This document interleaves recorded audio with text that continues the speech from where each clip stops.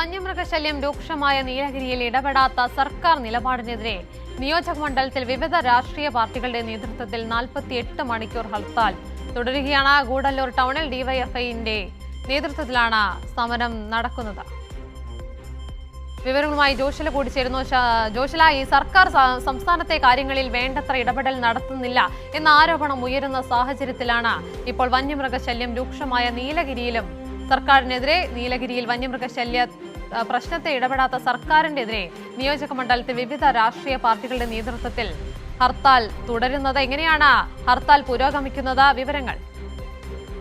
സർവകക്ഷി നേതൃത്വത്തിൽ നീലഗിരി നിയോജക മണ്ഡലത്തിൽ 48 മണിക്കൂർ ഹർത്താൽ ആരംഭിച്ചു കഴിഞ്ഞു. രാവിലെ മുതൽ ഈ പ്രദേശത്തെ കടകമ്പോളങ്ങളെല്ലാം തന്നെ അടഞ്ഞു കിടക്കുകയാണ്. എന്നാൽ ചില വാഹനങ്ങൾ ഓടുന്ന സാഹചര്യം ഉണ്ടായിട്ടുണ്ട്. ആ സാഹചര്യത്തിൽ ഗൂഡല്ലൂർ ടൗണിൽ ഡിവൈഎഫ്ഐ നേതൃത്വത്തിൽ വാഹനങ്ങൾ തടയുകയാണ്. കഴിഞ്ഞ ഒരു മാസത്തിനിടെ 2 മനുഷ്യരെയാണ് കടുവ ഇവിടെ കൊന്നു തിന്നത്. പ്രത്യേകിച്ച് ഓവേലി പഞ്ചായത്തിലാണ് ഈ ഒരു സാഹചര്യം ഉണ്ടായത്. 4 പശുക്കളെയും 2 ആടിനെയും കടുവ കൊണ്ടുപോകുന്ന സാഹചര്യവും ഉണ്ടായിട്ടുണ്ട്.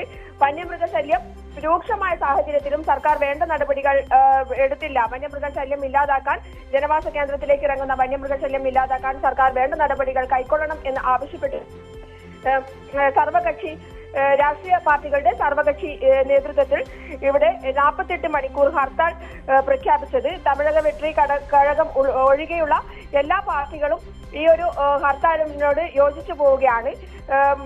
ഓവേലിയിൽ കഴിഞ്ഞ ആഗസ്റ്റ് 9-നാണ് ബാലകൃഷ്ണനെയും അതുപോലെ തന്നെ കഴിഞ്ഞ 21-ാം തീയതിയാണ് രവിയെയും കടുവ കൊന്നു തിന്നുന്ന സാഹചര്യം ഉണ്ടായത്. ഇങ്ങനെ 2 മനുഷ്യരുടെ ജീവൻ പൊലിഞ്ഞിട്ട് പോലും വന്യമൃഗശല്യം തടയാനുള്ള ഒരു നടപടികളും സർക്കാർ സ്വീകരിക്കാത്ത സാഹചര്യത്തിലാണ് ഇത്തരത്തിൽ സർവകക്ഷി നേതൃത്വത്തിൽ ഇവിടെ 48 മണിക്കൂർ ഹർത്താൽ പ്രഖ്യാപിച്ചിരിക്കുന്നത്.